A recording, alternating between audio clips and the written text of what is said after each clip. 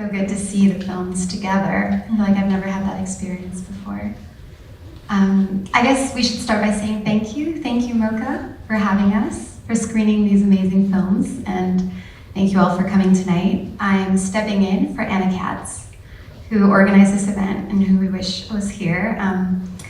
And she organized this event on the occasion of her permanent collection installation, or is it new acquisitions?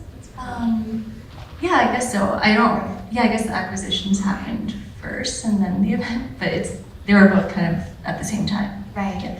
But up in the galleries, there are 5 of your photographs on view as part of the collection. And so the film really sort of fleshes out the experience of seeing the photographs in the galleries, which is exciting.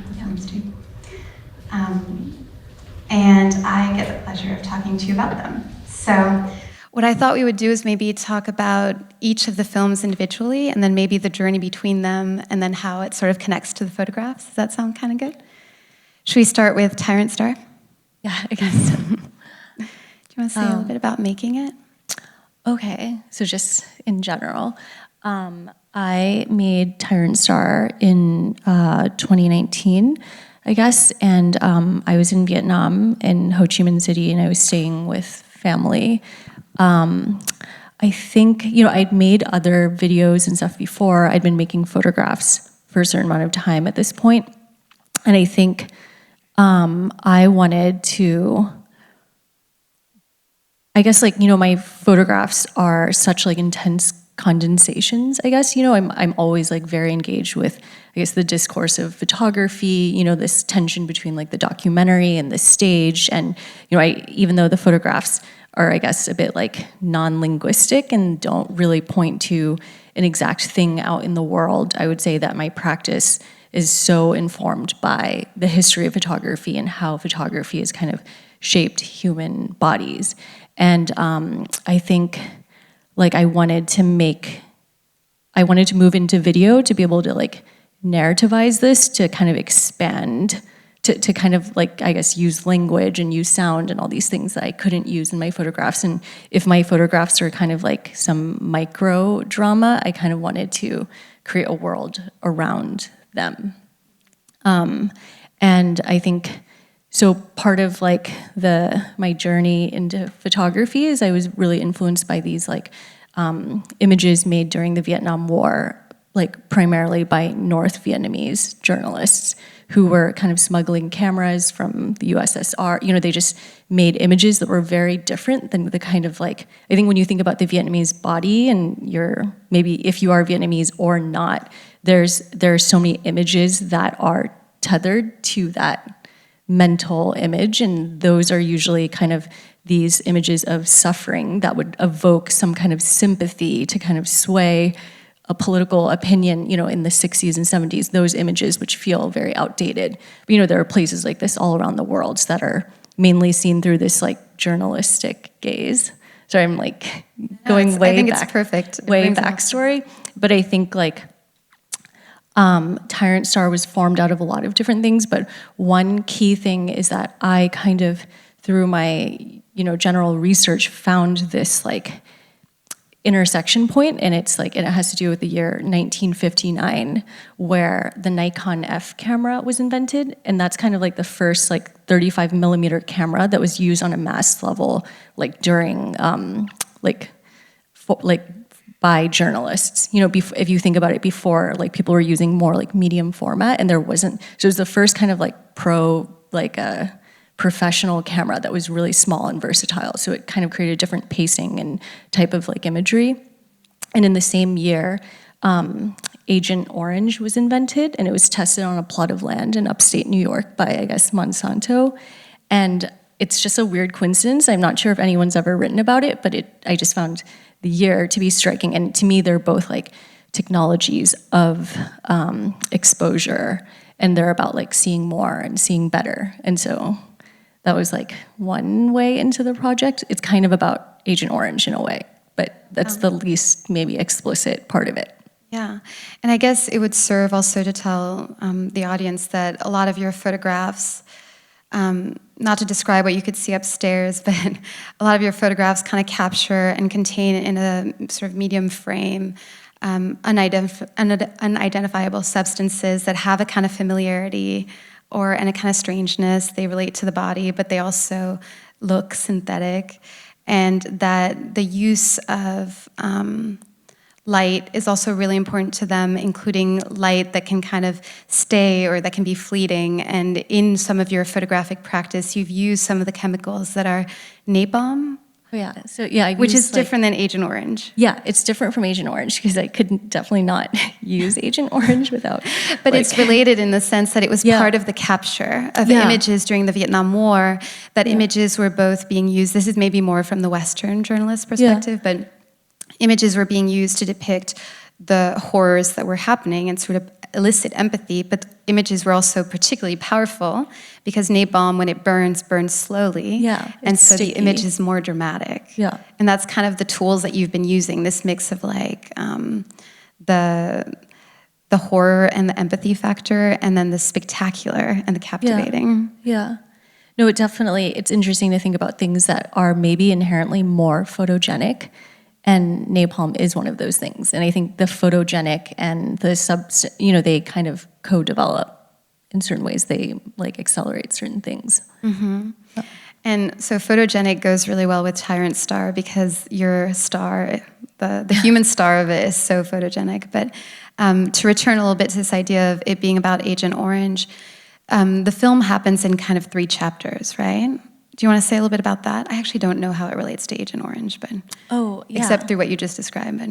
Well, the film is called Tyrant Star, and I guess I like to think of like the star is like always my favorite shape because it's kind of this, like absolute like vastness that's somehow reduced down to like this 5-point graphic symbol, and which is kind of I'm very into that kind of transformation between how substance gets like transformed into like form, how it becomes symbol. But Tyrant Star to me in the 3 chapters is like, there's like the Tyrant Star that's sort of like the authoritarian state star, like very much like the star on the Vietnamese flag and what that could represent.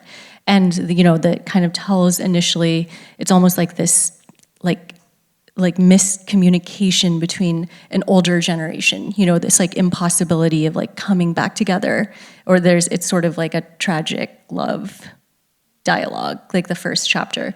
And then I think about like the star as like an aspiring pop star and the kind of economic ascension that's part of that, the desire to forget, to renew, to like, have a voice again, and I think it does speak to maybe the like a more post-war generation that wants to forget, that wants to consume something different.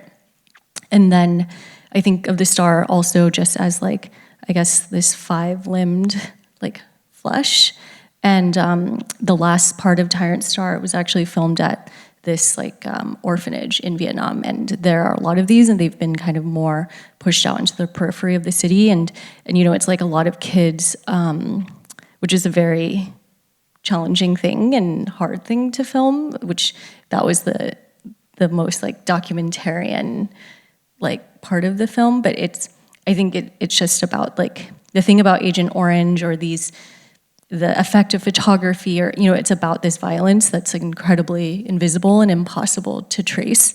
And I think like these kids born with these like an actual imprint on their body, but that's also like impossible to prove. And there are so many different like narratives of how many people were affected, because it's Agent Orange is something, by the way, it's like dropped into the soil and it defoliates the trees so that you can kind of see through the land, and then that soil is kind of consumed by people, and so it's kind of about that. But all of it was not meant to be like a documentary or something. It was just a way in to think about this sort of the different realities that kind of coexist in time scales.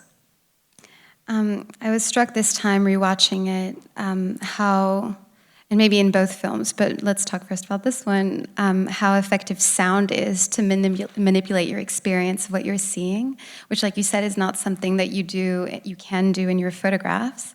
The photographs have this kind of, sometimes you make... Speaking of sound. I know.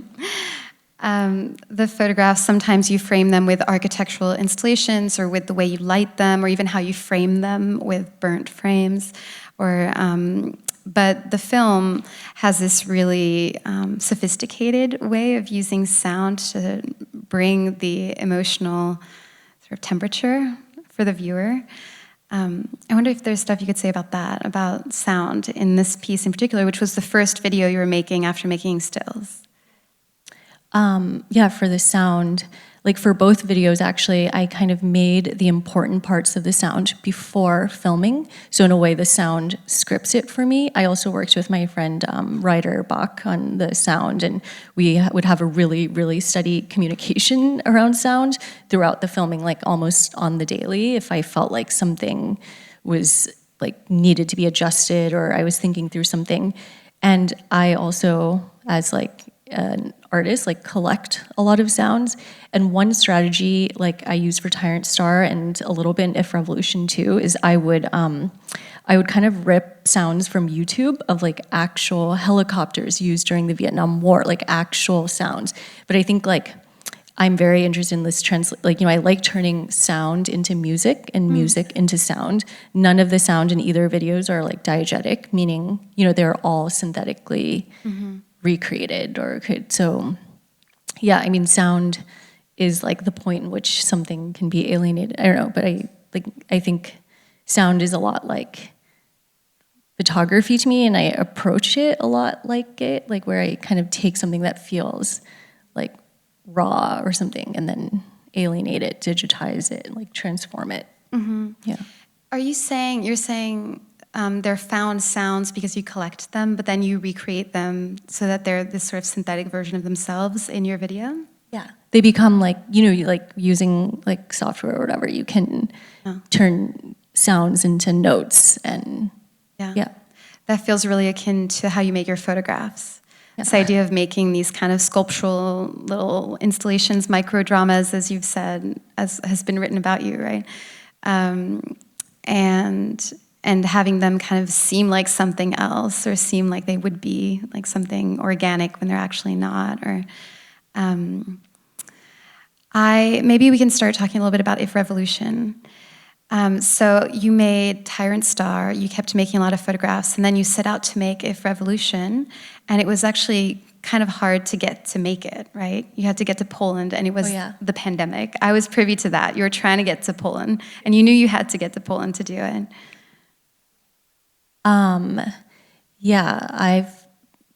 If Revolution was definitely like a continuation of my life and practice, and it was hard to get to Poland, and Poland felt like another kind of, Poland is obviously a little bit more democratized. It's like kind of has this interesting east-west energy in the way that Vietnam might have this interesting north-south energy. It's definitely like this site of like a theater. I think both countries have a lot in common besides being like the East-West thing and having some kind of USSR intervention. And, there's like Poland and Vietnam are very connected by the Cold War. I think I was telling you, like, it's funny how I've only ever made films in like kind of like Western democratic spaces, which creates like a different like layer of challenge and potential censorship or, these like moments, but. Seems very intentional. Yeah, I guess so. But yeah, If Revolution came out of a confluence of like so many things, like K-pop and the Vietnamese diaspora, and but I think like it was also like, when I made Tyrant Star, I showed it first to my MFA program at Bard, and some of the people are here today actually, but I think I felt, I enjoyed showing it, but I think I also felt a little weird because, there were actually no Vietnamese people there. And even though I tried so hard to resist this sort of like documentary space, there are so many mechanisms which I put into my work to almost like protect it from having the same read. You would have a read on like a napalm person photograph, like I try to, it still felt like a little like I think there was some discomfort there, even like hearing the Vietnamese in like upstate New York. And I think like somehow If Revolution came out of that discomfort a little bit, and it kind of came out of like, I don't know, I think after making If Revolution, I was in Hong Kong during like the pro-democracy protests, and then I was like in New York, and you know, there are so many kind of like mass movements that were happening, and I think If Revolution was a little bit about what it means to represent like even myself, or represent like victimhood in general. Yeah. I was going to say there's a line in it that is, if I don't become an artist, I will remain a victim. Is that, I mean, actually, I feel like we should talk about your process of writing these films, because the text comes from a lot of places. Is that sentence yours? Yeah, that sentence is mine. Yeah. What is your process of writing these scripts, or these subtitles at least, which help you sort of navigate the images? Yeah, a lot of it is like kind of reappropriated text, I guess. If Revolution has like, in the beginning sequence, it's letters by Ulrike Meinhof written from prison, and then there's a lot of Hannah Arendt. They were kind of like I kind of used the pop stars of Revolution, if that makes sense, because I think I was thinking a lot about my own inheritance of like leftism, and Vietnam's own inheritance, and you know, these sort of Cold War sympathies and allegiances, and where the ideology is like really coming from. And I think like it was a way for me to even like think about my own education, my own like westernization, and like where I get my ideas from, and the ways in which I am like even validated as a person. I think it was a way to kind of feel the like, to kind of contrast all these different thinkers, and in fact like many of them like directly contradict one another, and I think it was about bringing that out. And If Revolution is a Sickness is like the title. Now I don't know if I'm getting too deep into it, but it's like basically a title of a chapter of a book about this sort of lifelong diametrical opposition between like Georges Bataille and Simone Weil. And they were both like you know, writing for the communist newspaper, like I think it's called Les Humanités, during like the Nazi uprising, and you would see them kind of like as both on the left in a certain way, but then this author kind of like basically just says that like, yeah, Bataille is someone who thinks that change and revolution has to do with like death and like transformation and destruction, and you know, it's almost about this like surplus of energy, you know, it's about this different, it's about death, and it is about a fixation with death. And Simone Weil is someone who, as like a political thinker, would believe that for every like thought there is a perfect action.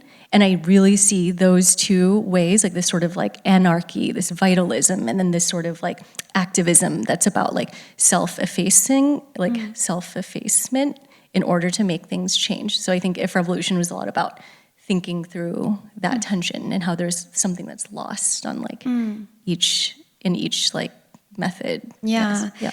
And then interestingly though, If Revolution, with its use of symbols of revolution, the color red, and you know, various sort of, even just the settings, has a feeling of the parody of revolution. Like it has this kind of commodification of the symbols of revolution that kind of pulls them away from any of those arguments, right? It kind of like popifies everything.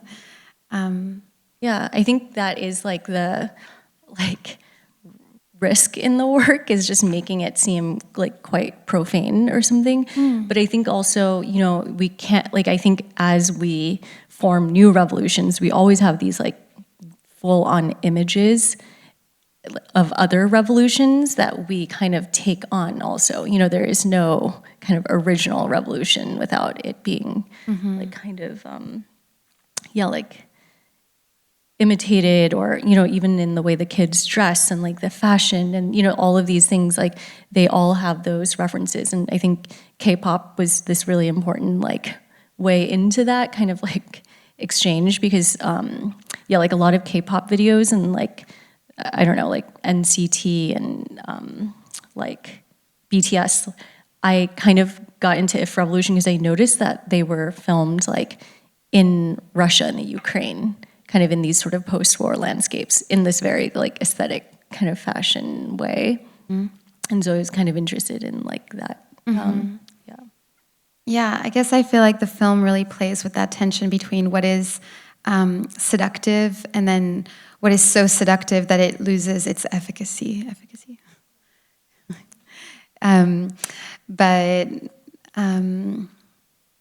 more things about If Revolution. It also reminded me as a parenthetical that we didn't talk about the script of Tyrant Star and how the film that's sung, maybe most people here in the audience know, but is a Simon and Garfunkel song that was an anti-war anthem. And so here it's kind of refunneled through this aspiring YouTube actress or singer.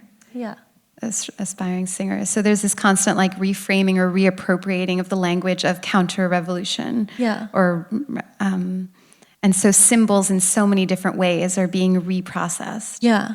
I think that song is interesting. I'm really into kind of like, in general, media made during 1960s, like even in the West, because the Vietnam War was kind of like the major issue of the time. And so you see all these like Europeans and Americans, you know, they really kind of have this sense of like realness in their, you know, the Vietnam War is always this peripheral subject. It's not the main thing, but it's the thing that like this sense of authenticity is being driven from and like excavated from, you know, like all those regimes of like sympathy and like self-guilt, or, you know, these ways of like expressing like any kind of anti-authoritarianism usually also relies on a group that's like suffering more than you. Or I see that like a lot in, And using them as a symbol. Yeah, using them as a symbol, yeah, like for your own liberation. Yeah. There's this thing you said about the symbol that I really liked. This was about If Revolution. One type of transformation I'm drawn to is how an image becomes a symbol and vice versa. It's about the scale shifting of importance and how something material or asocial becomes mythologized and turned into a collective emblem, or how symbols can get totally emptied out into the flesh of our world. I feel like both films really do that. They take symbol and they kind of make it vacant through overexposure, which is a kind of accelerated process of commodification that you've been interested in across all of your work. Yeah.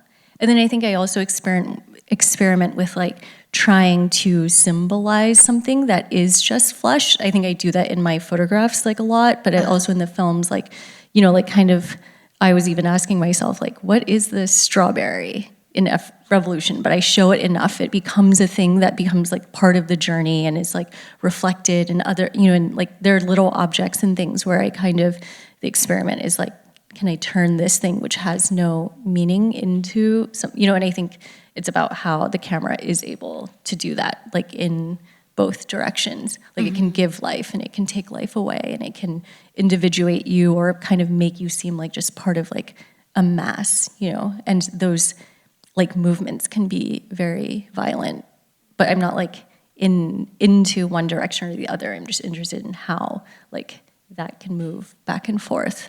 Yeah. That's fascinating. And I feel like we should talk a little bit more about the process of making it, because there's a lot I don't know even. So you couldn't get to Poland, and you really knew you needed to get to Poland to make the work. You got to Poland finally. I don't know how. You snuck in. I went through Athens and London. I don't know. It was like a trajectory of Shenzhen. Yeah. And then you get there, and did you already have your eye on your star of If Revolution? Yeah, so like prior to making If Revolution, I'd spent like months and months on Instagram. Like, I didn't get too much into the like history of like why K-pop is so incredibly popular in Warsaw, and also that like the biggest minority population in Warsaw are Vietnamese people. But anyway, that's kind of just the general context, which you can look up on your own. But basically, I'd spent like months and months on Instagram kind of casting or just creating a master list of every K-pop crew in Poland. So just like all these teen Instagrams, which by the way, like no one Vietnamese was in any of them. Actually, there were like 2 Asian people in any of the crews. So it's all very much like Polish people visually. Is this one crew that you ended up picking? No, this was like, so I basically created a master list of who I thought were like maybe the like 80 best dancers. Then I had someone on the ground in Poland like write to them each individually. And so when I got to Poland, we held these like mass auditions where maybe like 60 of the kids came. And it was just very like American Idol style. And, you know, I was trying to get like a different type. It's like, okay, this is the group of like punk girls with colored hair. Like I knew I wanted one boy. And the boy dancer, his name is Jakub, and he's kind of like the most famous K-pop dancer in Poland. He's really good. Yeah, he's really good. Yeah. And he's probably like the most talented. And I think like even the other kids were like, oh my God, it's Jakub, you know, and icon. Yeah. But I think what's interesting is, and then the Vietnamese girl, I tried really hard to find a Vietnamese girl in Poland, but because they're like, it's a minority group, like I even had my casting person on the ground, like put up flyers in shopping centers, but I would get like the weirdest. Searching Vietnamese girl? Searching for Vietnamese girls, but like they were like all like super wrong, you know, for the role. And so then I just like typed in, so through my casting process, I noticed that Veronica with a W is like a really popular Polish name. So just like I was in bed probably at like 3 a.m. like panicking, like, oh no, I'm going to Poland, I don't have a girl yet. And I typed in Veronica with a W and my last name, and she was the first profile that popped up. Wow. And she was like so perfect looking, as like we all saw, like, and you know, because she has this sort of generic beauty, but is clearly, you know, and she's like, I don't know, it was just the right energy where she could be kind of like more objectified or something, which she would objectify herself, right? On the Instagram profile, she's doing selfies. Yeah, she was more like, you know, like mysterious, like lots of filters. You know, she has one of those really Gen Z Instagrams where you only have like a few images up at a time, you delete, you're always like archiving. And so I was like scared that she wouldn't look that good in real life. But then she turned out like even better, and it was great.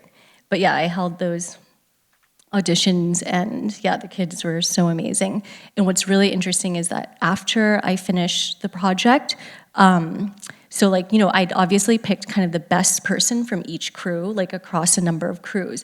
But then Jakub's crew basically absorbed like some of the other dancers into his existing crew. So by the time I left, I'd accidentally created like a hegemony of like a K-pop crew that had mostly all the best ones in it. So, But I was like, oh, that's just like kind of it's like those games of And they like went back to some of the locations that I had spent like, you know, all this time scouting and made their own videos there, which is like, but it was really amazing because that was exactly the like logic that, you know, was already in motion. It's the snake eating its tail. You've talked about the films, both of them, but here, If Revolution, as films about making images. And here, more than that even, like making new scenes or making new cults or making new counter-revolutionary collectives. The sites are kind of unexpected. They were unexpected to me, but then you said that K-pop videos are often in kind of derelict industrial spaces. There's something very specific about the sites that you picked that they ended up returning to, right?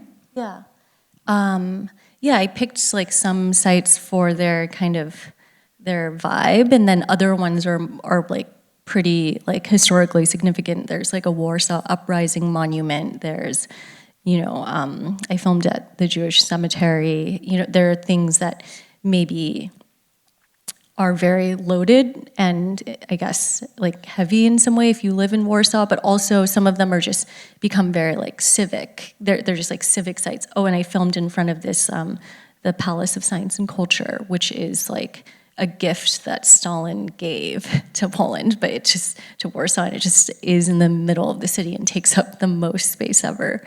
I think like those locations were important, and I think I dealt with them, you know, as like what they are, but also what they are as images, and I think like for their like surface quality too. Yeah, I mean, I think what you just said is so interesting, that this idea that in life in Poland, they're banal.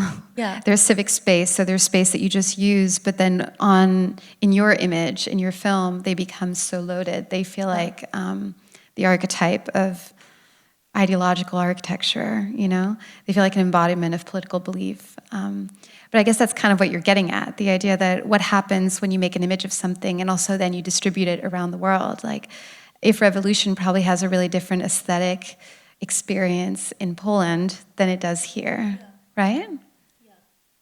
Definitely. And yeah, I mean, sometimes it's like, yeah, I think I'm also interested in that kind of like always this thing where you can interpret things at multiple access points at a time. You know, I always like have languages that aren't English, like that's always like pretty decentered in my work. And so, yeah, I'm like always curious about like what it means, like make something really explicit for one audience member and something super opaque for another, and to kind of constantly deal with that. Like there's not one point way in, you know, and also I think my work is a little bit like, it's a little bit like anti-learning sometimes. I feel like I don't really actually need anyone to like, I don't know.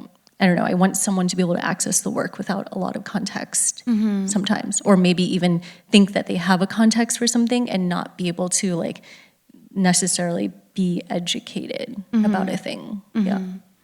Well, they do feel like ecosystems of themselves. So there's a kind of symbolism and language and ideology that's built within it that you kind of ride with as you're going through, and the kind of manipulation of the senses that you do with the sound effects. And in fact, you know, one thing I thought about today, because I was so familiar with your photographs from Made in LA, the first time we met, you talked to me about punctum, the BART theory of this kind of decisive moment, or the thing captured in a photograph, the stillness, the moment, the wound also, which is such a prevalent image, subject in your photographs. And the counterpart of the punctum is the studium, right? Which is society. And it feels like which is all the sort of social, political context that surrounds an image, that informs it, that's outside of what the image contains. And it feels like your films, in a way, are addressing that, right? Is that something you've, I don't know. No, definitely. I think that they do address that, and it's almost a relief to be able to. But I think they also, like, I think it's in that the syntax of like what's revealed and like what's not revealed, where pleasure is given and where it's not given. You know, I mean, it's like, I don't know, the language of making art or whatever it is that, you know, but to me that rhythm is where the punctum is, you know. I wouldn't say that they are punctum free, but I think that is definitely the space that I'm very interested in, like the wound, and how the wound always represents this like barrier between the thing that has like no sense at all, you know, like going into the wound is going into the flesh, which has no like form anymore and no sense. And but I'm very interested in that like movement.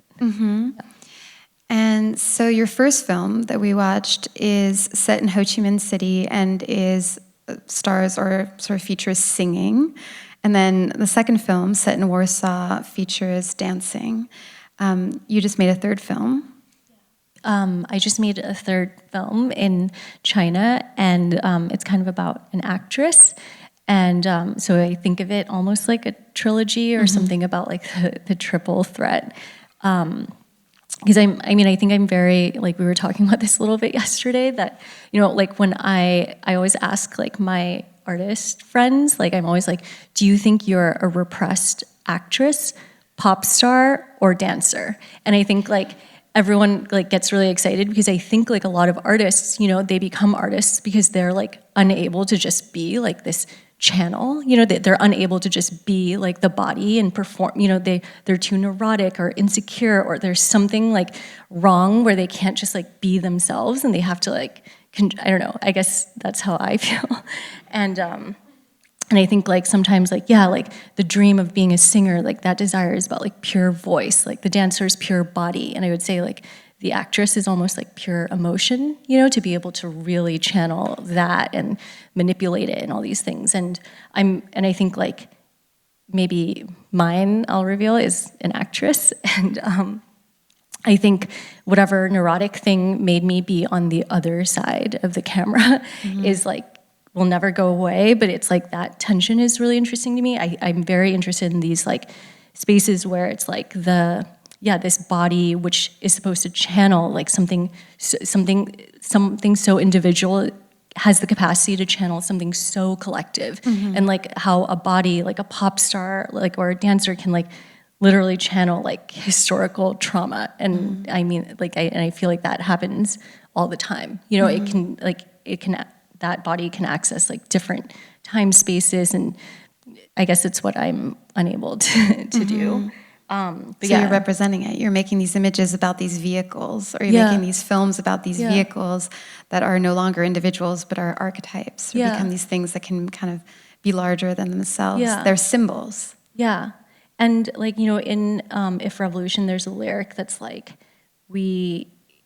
no, I forget, but like, you know, we need words, you need bodies. You know, I think that there is sometimes this division, and I think maybe it's actually a problematic division between like what is like the intellect and like the text and the ideology and the body, you know, and I feel like, you know, my photographs kind of deal with this space of like framework and flesh, you know, that's like those two things, what I was talking about before with like Vietnam being like the body in which like this sort of East-West like warfare kind of plays out, you know, and I think about that kind of, it's the idea of like the actress or the singer who is seen as like dumb, but they're actually so intelligent. It's like just not in that same paradigm as the director or the intellectual that's like using the body to like express an idea. So I think I'm interested in like that kind of tension, how who exploits the vessel, how the vessel can speak, and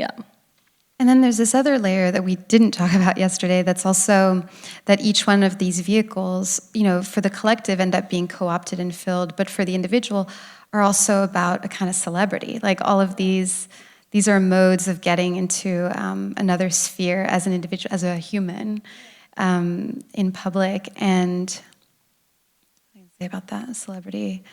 I just think that that's so interesting to also think about it in regard to like a political ideology, like what a celebrity embodies as a public figure, as a kind of authoritative figure, as a kind of embodiment of other people's belief systems. And like if you're a fan of this celebrity, is it about like sort of like democratic self-expression, or is it like total self-erasure, you know, in the name of that figure? And I love the overlap of that celebrity figure and the authoritarian like tyrant figure, you know. I think, Tyrant Star. Tyrant Star, Yeah. And this idea of the individual within it, which seems so related to political movements. So, are you a fan of this celebrity, and that is a part of your identity? That's a unique part of your identity that you relate to them, or does that just make you part of the masses that see or that are feeding on all of the same thing from that person? Dancing, singing, and acting feel like just these kind of pinnacles of cultural production made to be consumed and to, and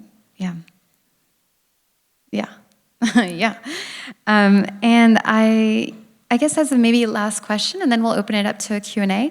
I was telling you yesterday, I noticed that you were part of a conversation at the Whitney Museum recently, artists who are interested in feature films or artists who are sort of navigating the realm of film, of the film industry, and so like film festivals and processes of making and stuff. And I wonder if you could talk a little bit about that, not exactly like what your aspirations are about making feature films, but yesterday you said something to me about video art, that you're very committed to the idea that video art, which is what this is, questions the modes of production, its modes of production, while communicating, its message. And while all of these films are making the kind of festival circuit, you're sort of adamant also about showing them in museum context. So I don't know if there's anything you want to say about that, since we're talking about celebrity. I think, like, of course I want to make, like, films that reach different types of audiences, and thinking through this idea of like the cinematic or even Hollywood or something is that direction. But yeah, I think the Whitney conversation actually with all the, it was with like 4 other artists who are like all interested in making feature-length films or kind of working in like the film industry in some way. But somehow the conversation ended up being like this group critique of the art world and like the limitations that are there. But yeah, I don't know. I think I go back and forth. Like I do believe, I think a lot of video art, it can be hard to watch like a 30-minute thing in a group show and a music, I understand how video art can be bad, but so are films. Like films can be really bad. Like, and I think, but what's so important about video art and the thing that I would like, I think I'm also such a reformist at heart. Like, I feel like I got into photography because to me, it was like the most uncool possible medium. It's so like ghettoized by contemporary art. It's so hard to make photography art when you're like plagued by commercial images, fashion images. Like, how do you make, something that holds itself like as art or something more sacred or something?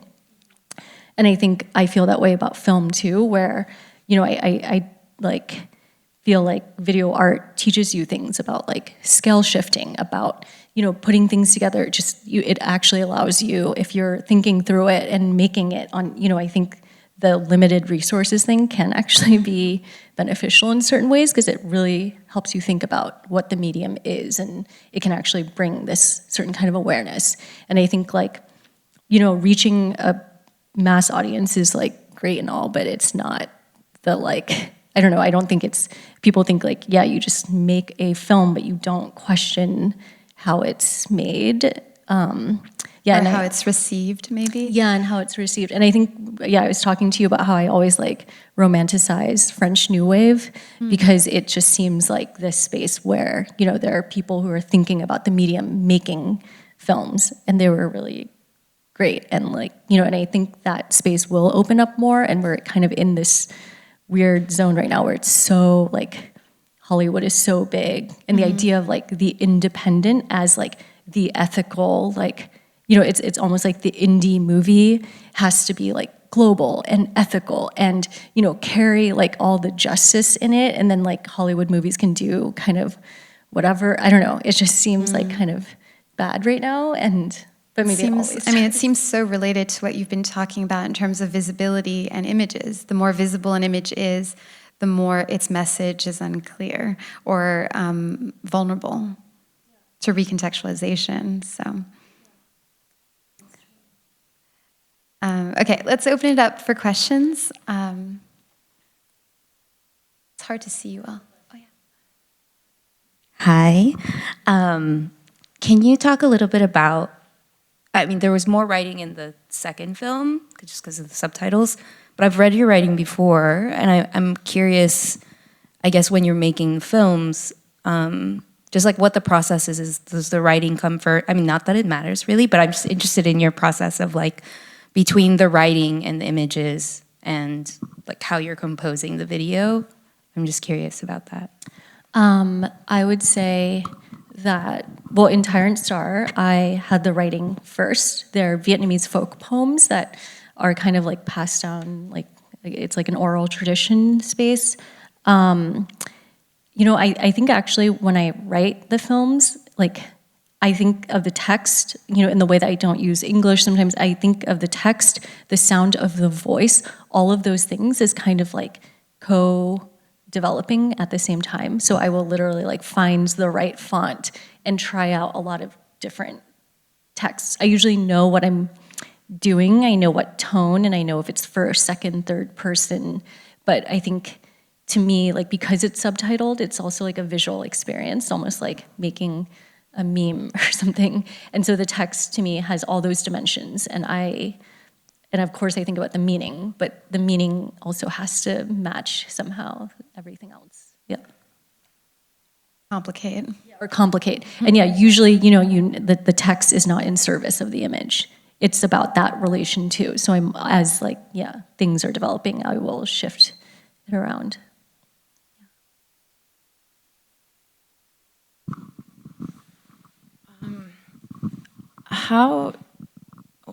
what made you decide to use the sound of silence? in the movie? The sound of silence, because I think it's this sort of like synesthesic experience, kind of like my photographs or something, or that act of making something, like how do you depict the sound of silence? But also because it's just like a popular like Vietnam like anti-war anthem where like the Vietnamese subject is kind of sort of being referenced, or at least it was appropriated to kind of like to signify one's like desire to have the war end or like to sympathize with Vietnam. And I just wanted to see what it was like to have like someone Vietnamese actually taking that on. Yeah. Then the second movie, I guess I watched it and I was confused because I thought that I guess it just ended and I felt like, well, okay. I just felt like we all know that, you know? So I was like, what do you, like you had mentioned that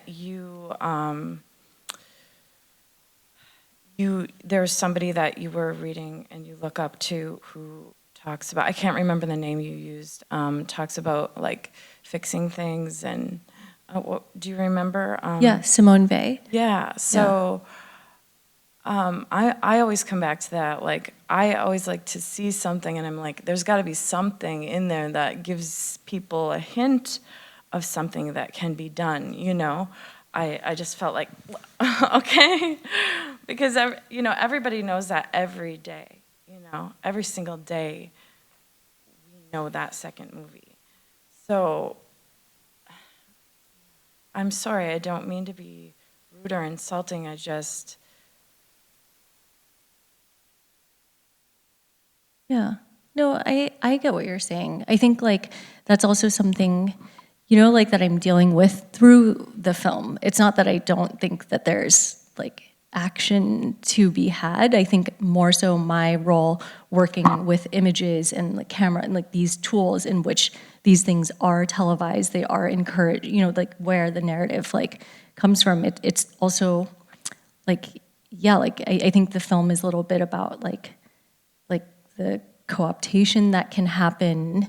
It can be about like that even when you are like taking action, it's imperfect. You know, I'm not saying that, but, and I think it's okay to speak to that like imperfection of action and try anyway.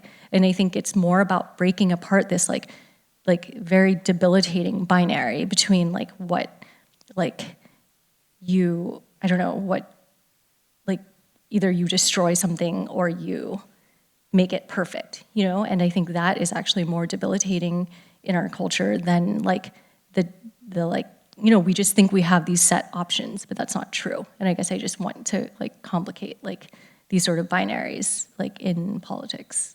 Yeah. I would also add that I feel like the films are deceiving because they use all of the mechanics of narrative, of storytelling and of music video, but they are kind of still objects, like they're kind of tableaus, and so they can't really go anywhere. They're also so conceptual in terms of what the images are doing and what they're performing as they're doing it. And I think like resolution is kind of like a myth. Usually it is like a mythological thing that something would be resolved, you know, and I think like that's also something. This question also reminds me, I remember you telling me once that before becoming an artist, you were an activist. You kind of mentioned this earlier, but that you worked in Washington, D.C., and that you were, I remember you were saying something like the power in Washington, D.C. is really scripted, actually. Yeah. And that there's this other kind of soft power of images that propelled you from being an activist, doing these kind of actions in the world, into making art, which... Yeah. I think like in high school, I was like more of an activist, and then I somehow like moved into a space of like actually working in mainstream politics. I just, for some reason, I just like can't relate that kind of campaign thing to activism, which I know is like a different thing. Right. But I think both were, yeah, like they relied on scripts, you know, that you're constantly looking at a constituent and like approaching them as if they're like a statistic, or that they belong to a certain group. When I think it's about a mass amount of people, and that is very difficult to have like nuance or even like express radical thought. It's kind of about what can convince people of, Yeah. a thing. So I guess I see something very kind of advocating about the films. Yeah. Hi, I wanted to ask about, you said in Tyrant Star, in that you incorporated footage at orphanages in Vietnam. And I was wondering if you could elaborate on that, because I think Yeah. it's like a really complex, like tied to the history of post-war Vietnam.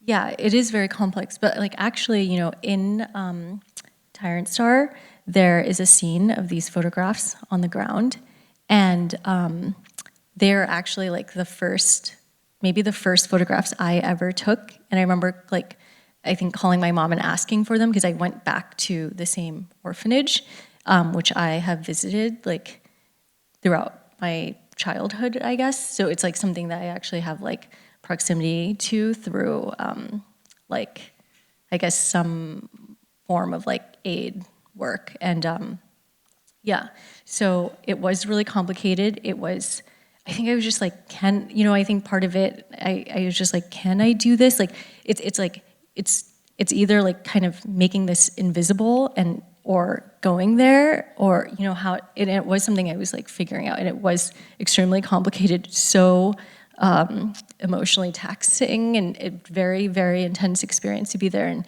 I think in the end, I was like, how do I protect it? How do I, again, use like this, I don't know, how do I make it not totally consumable and also not totally othering? So I kind of didn't use people's faces. I guess that was like a way in, but it's not like something it's not like I just called up a random place. It's like I actually know that place and how to access it. Thank you. Hi. Sorry.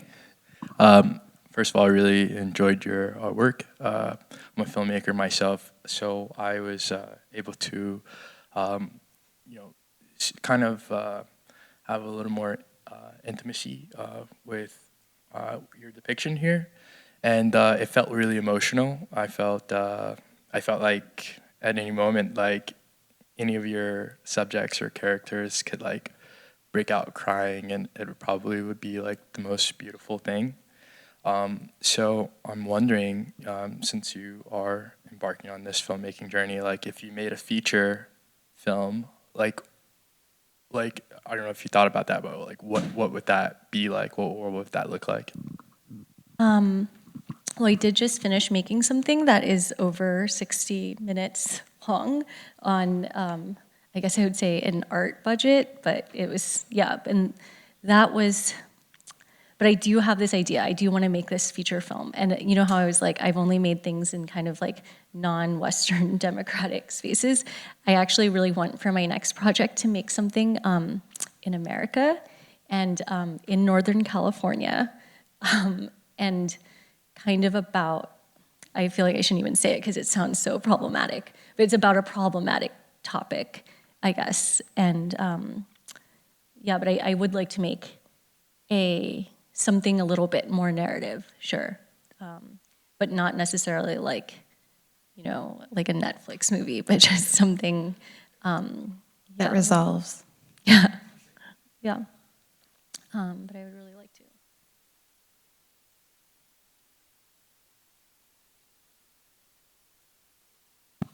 We do one last question. Does that sound good? Yeah. Hi, I had to write it down. Your videos weave a lot of themes, and you talked a little bit on how iconography, like stars, light, and even objects or textures, ground or tie these themes together.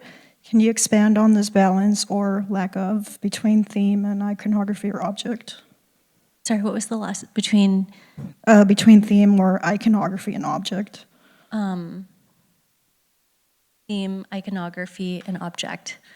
It seems like you're using like iconography or textures or colors to ground the viewer between these complex ideas.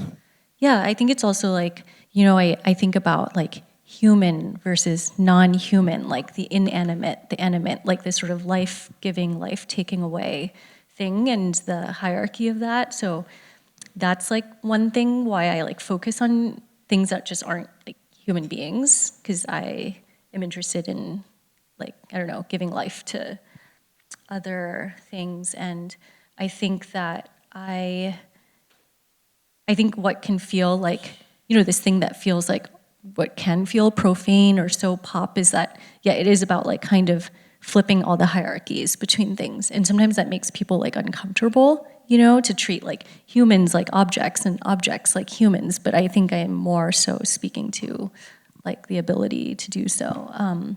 But yeah, I like making like, I don't know, like little objects and textures and sorry, it's just because your question kind of addresses like everything I do. But yeah, it's that I like doing that. Yeah. Thank you. Thank you for having Thanks, us. Thank you for everyone. being here. Thank you so much. Thank you, Diane.